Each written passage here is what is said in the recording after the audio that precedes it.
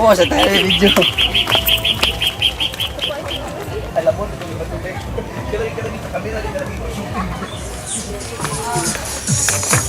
may buntag.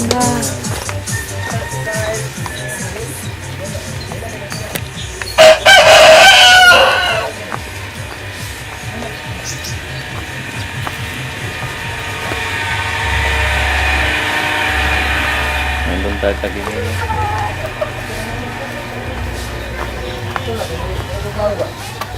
Hindi kami kalero yan. Kana na lang sila. Saan? Mag-preaching niya about sa gospel sa God. Pwede mo makalimutan. Kung sa eskwelahan na, direct school, Ano kayo mo? Kaya nasadya. Wadto na ngayon. sabi nila, kung punto kayo, mga storya rin niya. Ako panahon na ito. Ano yung engineer? Ay, si Gagan. Dili, si... Ari lang, te. Ari lang. Balasan mo. Tapos ako ulit.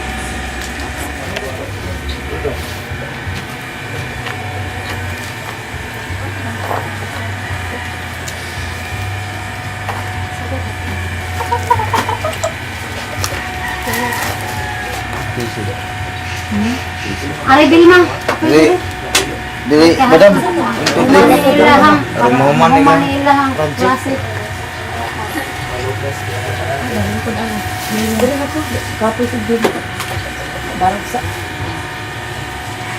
Maayong buntag sa siya.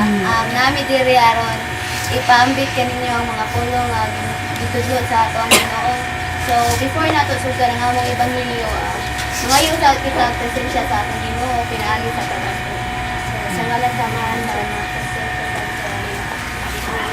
among langit nga amahan, daghang kayong salamat sa mga ati o kuya nga niya diri. Hope tagani mo sila og maayong panglawas sa matag adlaw.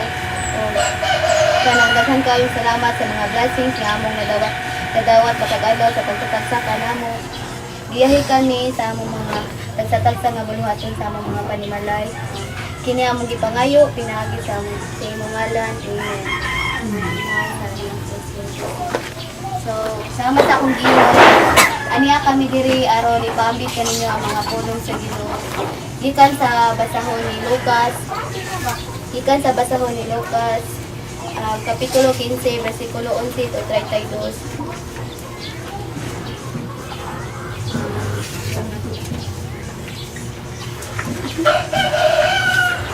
Ang anak nga nawala. So, si Jesus ni padayon sa pag-ingon, dihay usa ka tawo nga may duha ka anak nga lalaki. Usa ka adlaw ni anak, ang mangod miingon sa iyang amahan, "Tay, hatagin na ako sa akong bahig sa katigayunan." Busa, gipabahin sa amahan ang katigayunan tali sa duha niya ka anak. Tapos sa pipila ka adlaw, gibaligya sa mangod ang iyang bahig. Ug bilangyaw siya sa layong dapit, diin giusik-usikan niya ang iyang salapi sa mga kahilayan. Hangtod nga nahurot ang tanan. Unya, miabot ang usa ka dakong gutom ni atong gapita ug gihatod siya ngadto sa paglakaw ngayon nahod. Busa, mialagad siya sa usa sa mga gapita ug gipadala siya ngadto sa iyang uma aron pagatiman sa mga baboy. Tungod sa kagutom, buot unta siyang mukaon sa bunga sa kahoy nga gilawog sa mga baboy. Apan walay mihatag kaniya. Sa katapusan, nakaamgo siya sa iyang dakong sayop ug ningon siya, "Nagsobra ang pagkaon sa tanang sinhulan sa akong amahan. Apan ako aniya hapit na mamatay sa kagutom. Busa, mupahawa ako ni ining dapita o mapauli ngadto sa akong amahan." Ug sultian ko siya, "Tay, nakasala ako sa Dios ug kanimo. Dili na ako angay tawgon nga imong anak. Isipan na ako nga usa sa imong mga sinulan." Busa, milakaw siya ug mipauli ngadto sa iyang amahan. Apan layo pa gani kaayo siya sa ilang balay, nakakita na ang iyang amahan kaniya. Naluoy siya sa iyang anak ug midagan pagtagbo kaniya. Ug unya migakos ug mihalo kaniya. Ang anak miingon sa amahan, "Tay, nakasala ako sa Dios ug kanimo. Dili na ako ang tawgon nga imong anak. Apan ang amahan mitawag sa iyang mga sumiguon. Dali, miingon siya. Dad-angari ang labing manindot nga bisti o isulob kaniya. Sulopi usap ang singsing ang iyang tudlo og sapat ni siya. Ug kuhaa ang linaming nga nating baka og ihawa kay magkumbira kita. Kay kining akong anak nga namatay na apan karon nabuhi, nawala siya apan karon hikaplaga na. Busa gisugdan nila ang kumbira. Niining higayuna dito sa uma ang anak nga magulang. Sa iya ng pagpauli o sa diha nga doon na siya sa balay, nabati niya ang huni o ang mga panagsayaw. Busa, iyang gitawag ang usa sa mga sulugoon o iyang gipangutana. Nagunsa man kamo diha, mitubag ang sulugoon. Ang imong manghod mipauli na o gipaihaw ang imong amahan ang ilinaming nga nating baka ug tungod kay nahiuli na ang maayong lawas ang imong isuon. Nasuko pag-ayo ang magulang og mituhili siya pagsulod sa balay. Busa migula ang iyang amahan ug alam-alaman siya aron mosulod. Apan mitubag siya. Tay, una-una aragod, sulod sa mga tuig, nagsilbi ako kanimo. Ingon sa usa ka ulipon ug wala ako musupak sa imong mga sugo. Bisan makausa. Apan unsa may imong gihatag kanako, wala gayud. Bisag kanding nalangunta aron maglipay ako uban sa akong mga higala. Apan kaning imong anak nga nagusik-usik sa tanan nga katigayunan uban sa mga daotang babayi o sa iyang paghiuli, imo hinuong ihawan sa dinaming nating baka. Ang amahan mitubag. Dong ikay kanunay uban kanako og imong tanan ko katigayunan. Apan kinahanglan gayud nga magkumbira og maglipay kita kay imong isuon na matay na o karon na buhi. Nawala siya o karon ikaplaga na. So sa ebanghelyo nga ako dibasa natay mga learnings nga makuha gyud no. Ikaw kuya, sa man imong natapay sa akong ebanghelyo nga dibasa?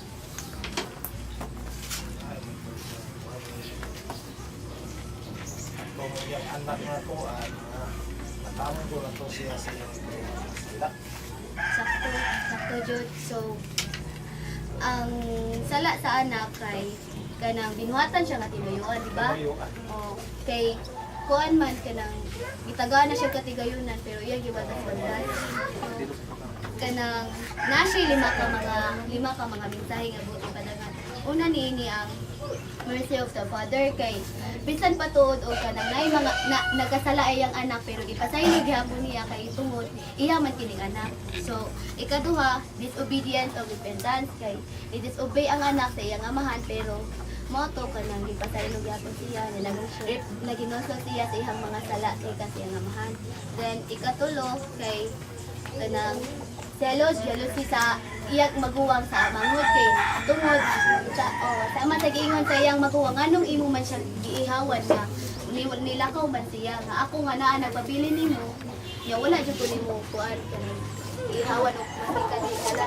Then ang love ug acceptance, so paghigugma sa amahan gikan sa anak dayon ang kapatid ang pag-accept sa mga sala sa anak gikan nga sa iyang gibuhat sa iyang amahan. So kanang sama ka nato kita kanang mawala man kita sa atong mga dalan nga gipantahak. So kada ang Ginoo nagpabilin jud gayud nato nga maglamdag gani nato permitti nga kanang kini nakasala ta pero kanang nagpalansang ang Ginoo dito nagbalansa ang Ginoo para maluwas sa atong mga sala. So siya may nagkuhan sa nagdito sa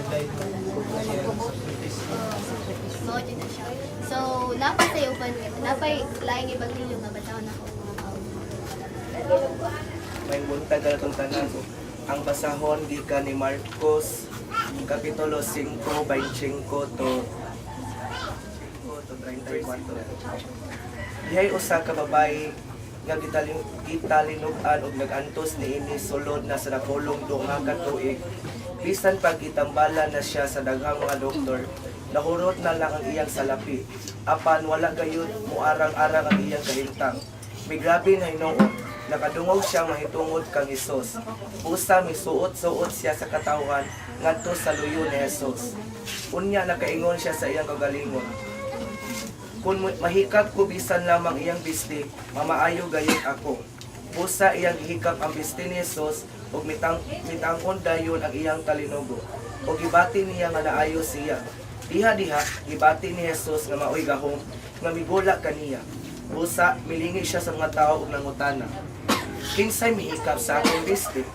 Ang iyang mga tinun-an nitubag. Nasayod mga tao nagkonsiso kanimo.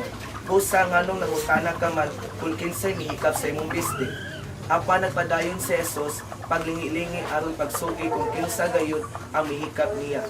Ang babayi nga nasayod sa hitabo kaniya miduol nga nagkurog sa kahadlok ug mihapa sa tilaan ni Jesus ug misubilon sa nahitabo. Unya mihingon si Jesus kaniya, "Anak, naayo ka gumikan sa imong pagtuo. Pauli sa mga linawon ug ayaw nakabalaka." Maoro ko pag-explain sa akong sa kauban.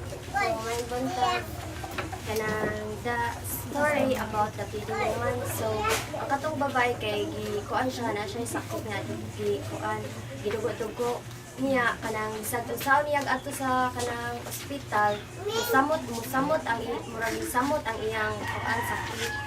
Niya nakadungog siya about ni Jesus katong iyang kanang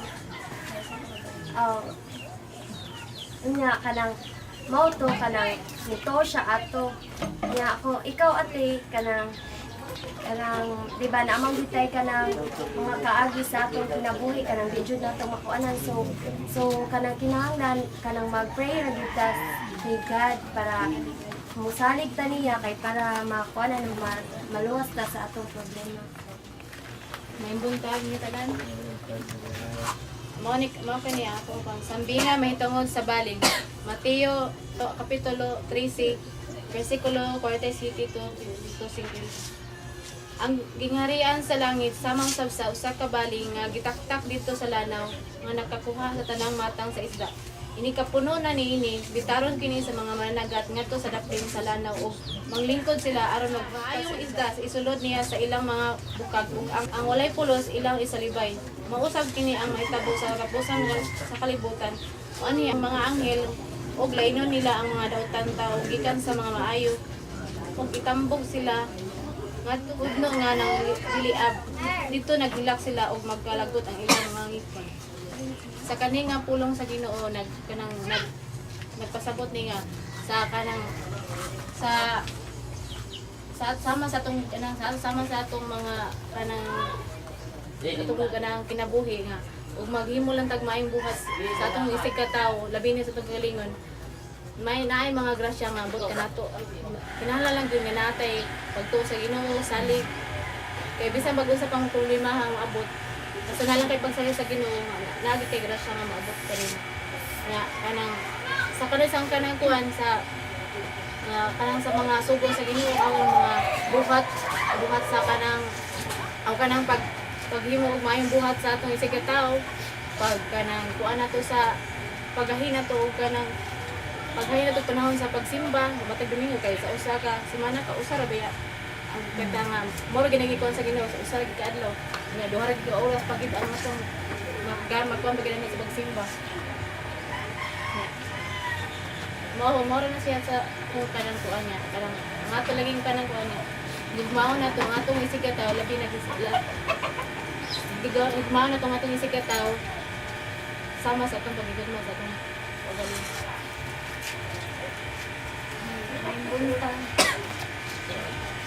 Giayon Jesus ang usa ka bata nga giyawaan.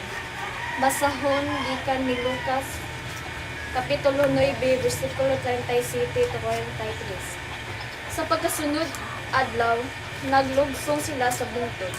Nisugat kang Jesus ang usa ka dakong panon sa mga tawo. Unya may usa ka tawo gikan sa pundok nga misinggit. Magtutudlo, tan-awa in tawo ng akong anak nga lalaki. Moatake kaniyang usa ka espiritu, mukalit na siya singgit o mukiri nga magbula ang baga. Nagmalan siya ninhi sa walay puas o halos dili na lang mabiya kaniya. Gihangyo ko ang imong mga tinun-an paghingingin sa espiritu at panula sila makahimo. Si Jesus nitubag, pagkawalay pagtuho o pagkasayop ninyo, magsigi ba lang ako pailob kaninyo? Unya miingon siya sa tawo, dad-a nga riyang imong anak. Sa pagduol sa bata, gibuna siya sa yawa ngadto sa yuta o gipakirig siya. Gipagbula ni Jesus ang yawa. Giayon niya ang bata ug giuli ngadto sa iyang amahan.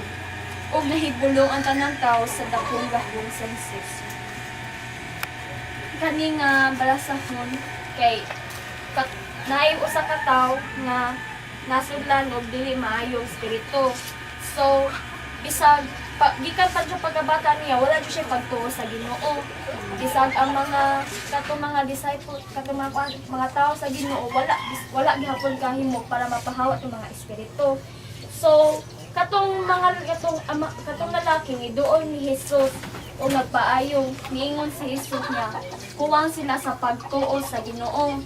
So kanang kung kita mo tangan tagpaglaom dili ra ni sa kanang masudlan ng espiritu sa tanang mga butang nga atong masuwayan kinahanglan na jud tay pagtuo sa Ginoo nga kita luwason jud ta niya ug dili jud ta mawag tangag paglaom na maluwas jud ta ni atong mga nasuwayan ug maorat ko salamat.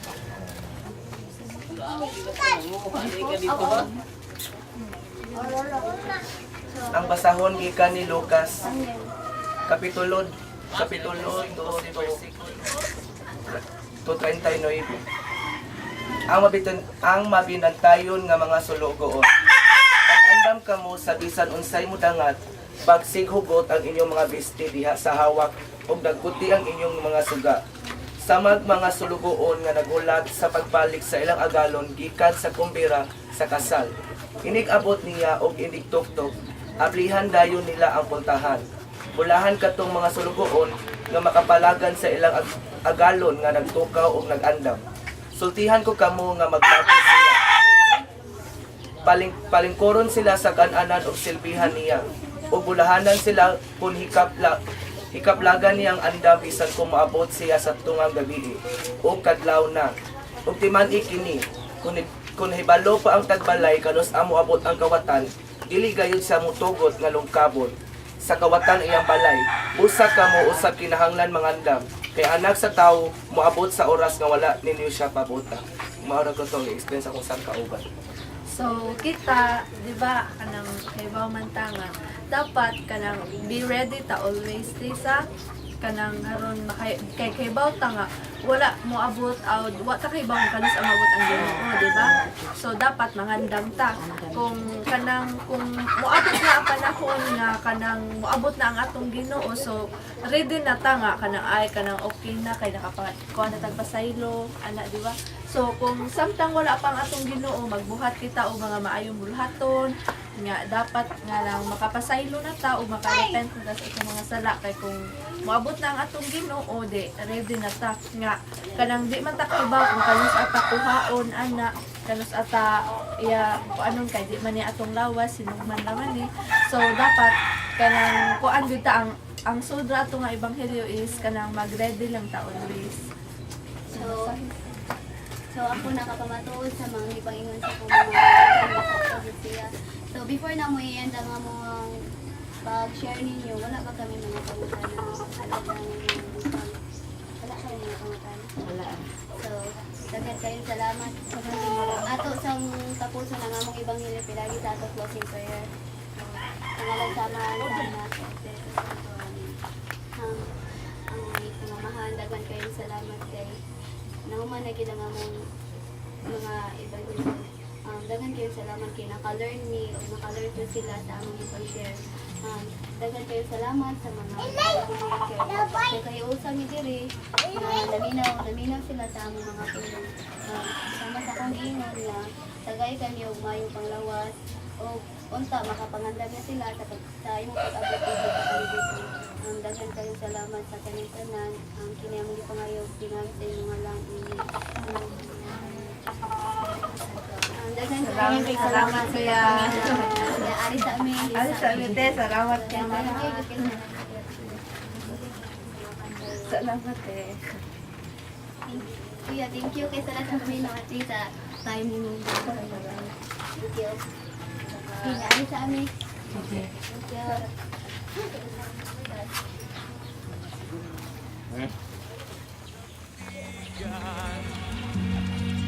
kaibigan mo.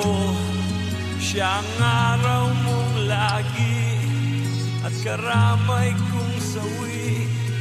Siya ay si Jesus sa bawat